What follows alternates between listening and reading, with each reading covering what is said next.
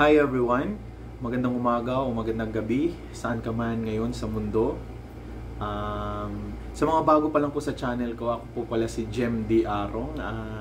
Nandito po ako sa Jeddah, Saudi Arabia. At isa po akong Pinoy barista dito, guys.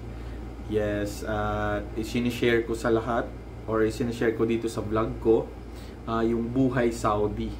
Yes! Tsaka ngayon guys, kagigising ko lang at day off ako ng 2 days. Kaya chill life tayo. Yes. Sa vlog po na ito ay nais ko lang po sanang i-share sa inyo kung paano ako nakarating ng Saudi. Paano ako naging isang barista dito. If you like this topic, please continue watching.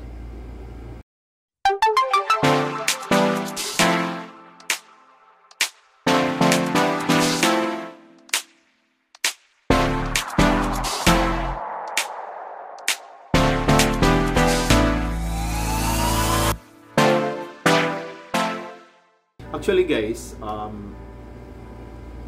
wala naman talaga sa plano pumunta akong mag-isa sa ibang bansa, no? Especially dito sa Saudi Arabia. Kinuha ko lang talaga yung opportunities kasi di natin alam guys, di natin alam na may darating na mga opportunities or blessing. Could say blessing, no? Kasi plano talaga namin is kaming mag-asawa, plano po namin na kung mag-a-abroad na lang kami, sama-sama kami. Pero no, ito siguro yung plano pa ng Diyos. Ikaw lang muna pare, ha? Ikaw lang muna pre pumunta sa para ma-experience mo, para sa susunod pag sama-sama na kayo, di ba? Ganun ba ang mga plano? Tsaka yun, kung para naman sa future is why not take risk? Why not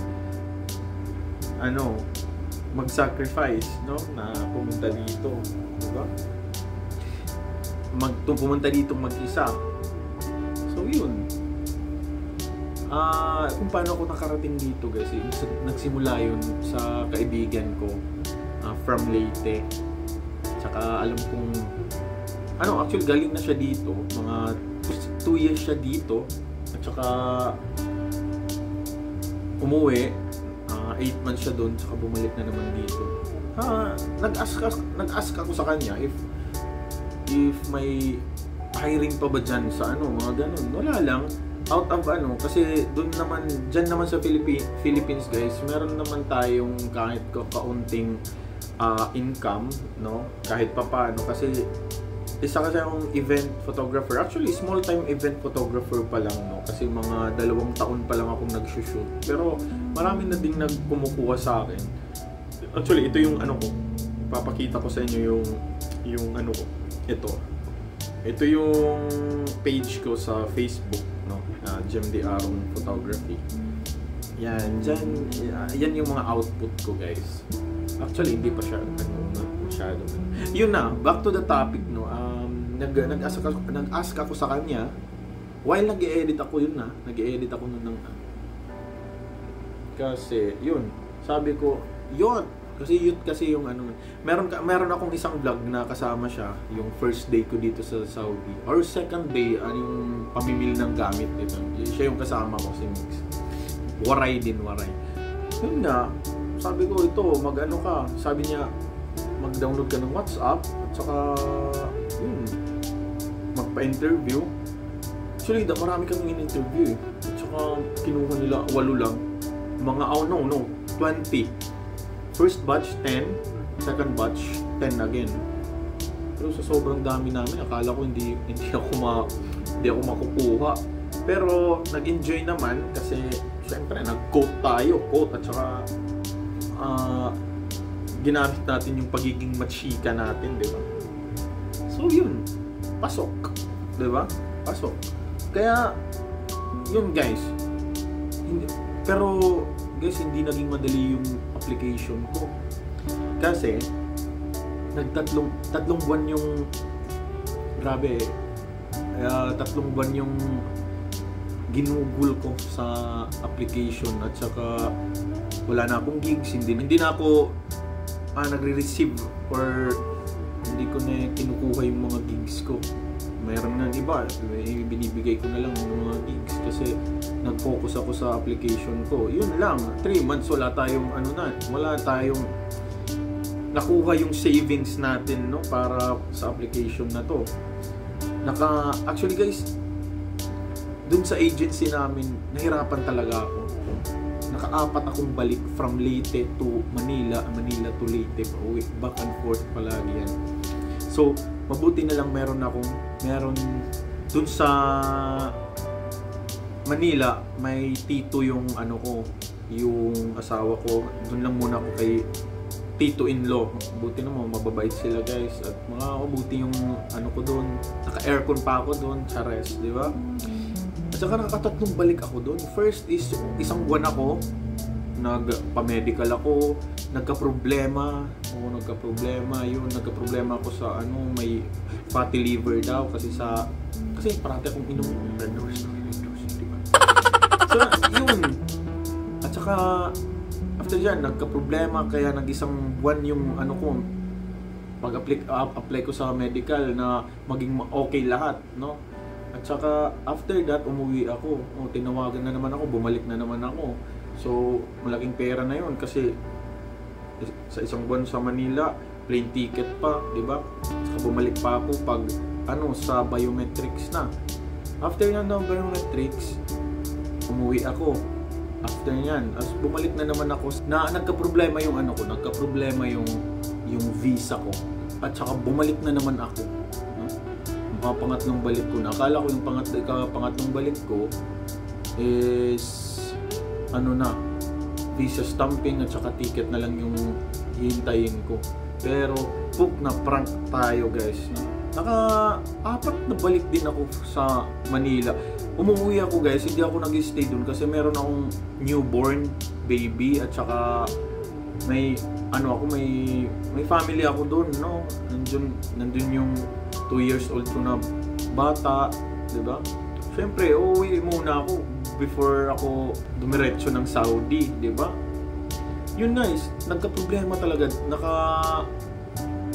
Naka-4 na balik talaga ako sa Manila. Leyte to Manila, round trip yan guys. Tsaka hindi na ako umuwi, naghintay na lang ako ng 10 ng month, no? 1 buwan. Kasi wala na talagang pera, charas, di ba? Nahirapan talaga tayo sa agency ko. Hindi ko naman sila.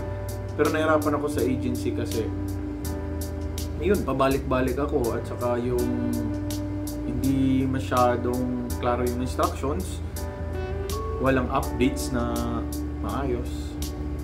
Pero at least, no, nakapunta din tayo dito sa Saudi ng safe at saka goods. Kaya sa mga previous vlogs ko guys, if you want to subscribe this channel, nandun lahat guys. Shinare ko yung yung mga from first day or from flight ko, from makikita nandyan sa i-search, tingnan nyo na lang guys. Yun na, nakarating na ako dito sa Saudi at saka yung problema lang ay iisa lang ako. Hindi ko alam kasi first time ko travel abroad eh. Kaya syempre yung panic and anxiety nandun, di ba? Parang ayaw kong pumasok sa parang ayaw kong pumasok sa eroplano that time. Makikita nyo guys sa first vlog ko dito sa yung pagpunta ko dito sa Saudi, yung Manila to Jeddah na flight. Makikita nyo sa face ko dun, ayaw ko talagang pumunta, pero para sa future, no? Para sa future, lahat naman ng mga OFW parang na-feel nila yung ganitong feeling na may maiiwan ka sa Philippines, maiiwan mo yung mga family mo na pinakaayaw mong gawin. Di ba? Sino naman ang gustong hindi makapiling, hindi makita yung anak niya na nag-grow from baby to toddler, mga ganun, di ba? Pero yun guys, yun yung paano ako nakapunta dito. Nang dahil sa friend ko, salamat kay Mix, no? He's from Santa Fe, tsaka babanda-banda yun na box. Kaya nakapunta tayo dito. So, yun lang guys yung mga kung may mga katanungan kayo dyan, mag-comment lang kayo. Baka pwede natin ma-answer kung paano natin yung pwede naman mag-comment kayo at saka gawan ko ng vlog or mag-comment na lang ako doon din, mag-reply ako sa mga comments nyo. Pero tingnan lang natin guys. Yun yung problema ko kasi dito, akala ko kasi makakaraket tayo as a photographer, pero mahirap pala talaga kay yung oras namin dito is 13 hours guys. 13 hours yung nakukuha sa amin.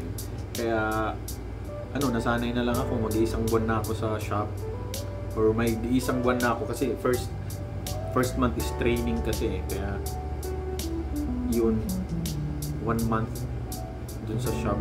Okay naman, nag-enjoy naman ako sa pagiging isang barista kahit wala tayong experience sa mga ganyan. Pero naka-experience na din ako sa mga food processing, mga ganun, food serving, at saka syempre customer oriented tayo. Kaya alam natin yung pasikot-sikot, pagiging cashier, mga ganun, paglilinis, di ba? Dito guys, kailangan talagang maglinis kayo sa kasi delikado, makakat salary ka kung makita yung nung baladiya. Baladiya guys is food safety. Meron din akong vlog nun. Kaya yun guys, yun yung mga na-share ko dito.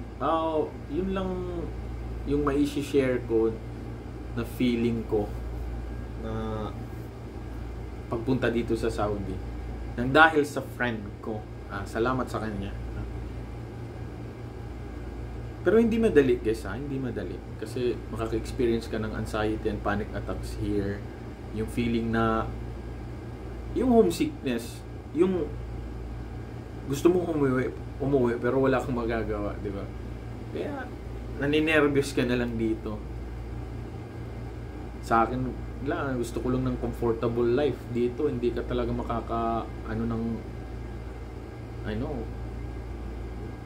kasi isa ka na lang eh. Okay pumunta dito guys. So, advice ko lang, okay pumunta dito sa mga first pa lang. Mga wala ka pang asawa at anak, 'di ba? Yung single ka pa ba? Pero pag pumunta ka dito ng maka-family ka, ka, sobrang hirap. Pero kakaya naman. Dasal lang at be strong. Yun lang. Labanan ng isip at saka dito eh. Labanan ng katawan at saka labanan ng isip, 'di ba? Kaya laban mga OFWs. So, yun lang guys yung may share ko. I hope nag-enjoy kayo sa vlog na ito, sa video na ito.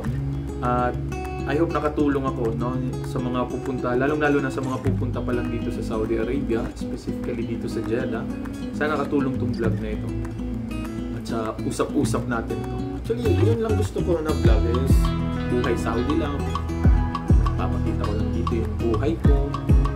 Buhay as an OFW. Kaya yun.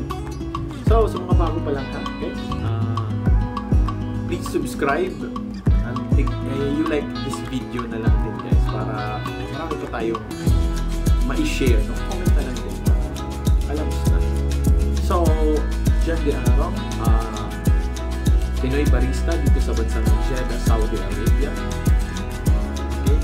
Signing off and see you on the next one. God bless everyone.